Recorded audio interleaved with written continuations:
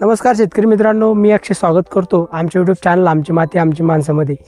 तर शेतकरी मित्रांनो, आपण आजच्या व्हिडिओमध्ये आपण सोयाबीन पेरताना कोणते खते टाकली पाहिजेत याबद्दलची संपूर्ण माहिती बघणार आहोत। त्यामुळे हा व्हिडिओ पूर्ण बघा। चला तर मित्रो, जराही वेळ न घेता व्हिडिओला सुरुवात करूया।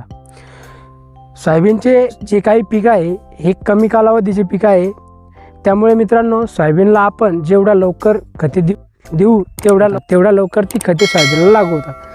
त्यामुळे मित्रांनो, आपल्याला पेरणी करताना सोयाबीनला खते टाकायची आहेत।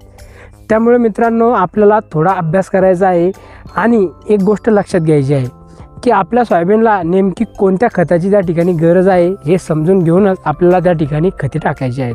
आणि विशेष म्हणजे सोयाबीन पिकाला नायट्रोजनची सर्वात कमी गरज भासते, त्यामुळे आपल्याला सोयाबीनला नायट्रोजन म्हणजेच युरिया देणं शक्यतो टाळायचे आहे। आता ज्याची गरज सोयाबीनला जास्त भासते ती म्हणजे फॉस्फरस आणि पोटॅश हे दोन घटक सोयाबीनला देणे खूप गरजेचे आहे। कारण सोयाबीनची चांगली वाढ होण्यासाठी आणि मुळांची चांगली वाढ होण्यासाठी, जास्त फुल धारणेसाठी आपल्याला फॉस्फरस आणि पोटॅश देणे त्या ठिकाणी खूप गरजेचे असते।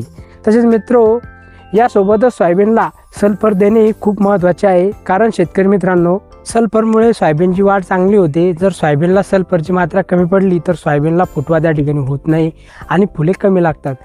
त्यामुळे मित्रांनो, सल्फर देणे खूप महत्त्वाचे आहे। त्यामुळे खते देत असताना ज्या खतांमध्ये फॉस्फरस, पोटॅश आणि सल्फरची मात्रा अगदी मापात आहे अशी खते आपल्याला त्या ठिकाणी द्यायची आहेत। त्यात आपल्याला 12-32-16 हे अतिशय मापात असे खत त्या ठिकाणी आहे। 12-32-16 मध्ये नायट्रोजनचे प्रमाण खूप कमी आहे, फॉस्फरसचे प्रमाण अधिक आहे आणि पोटॅशचे प्रमाण जेवढे सोयाबीनला पाहिजे तेवढे त्या ठिकाणी आहे। त्यामुळे तुम्ही सोयाबीन पेरताना 12-32-16 खत त्या ठिकाणी टाकू शकता। किंवा शेतकरी मित्रांनो, तुम्ही 10-26-26 हे खत देखील तुम्ही त्या ठिकाणी टाकू शकता। किंवा मित्रो, 10-26-26 जर तुमच्याकडे उपलब्ध नसेल किंवा भेटत नसेल तर तुम्ही 14-35-14 हे खत पण चांगले खत आहे, हे खतसुद्धा तुम्ही त्या ठिकाणी टाकू शकता।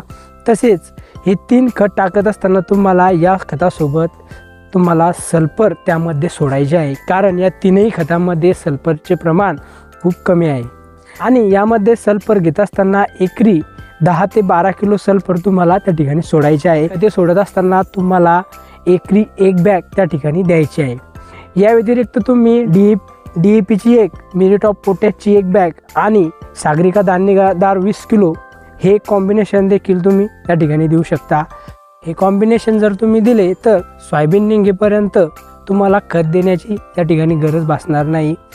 हे जे काही 2 डोस मी सांगितले आहे यापैकी कोणताही एक डोस तुम्ही वापर करू शकता, तुम्हाला नक्की त्या ठिकाणी फायदा होणार आहे। मित्रांनो, अशाच नवीन व्हिडिओसाठी आमच्या चॅनलला सबस्क्राईब करा।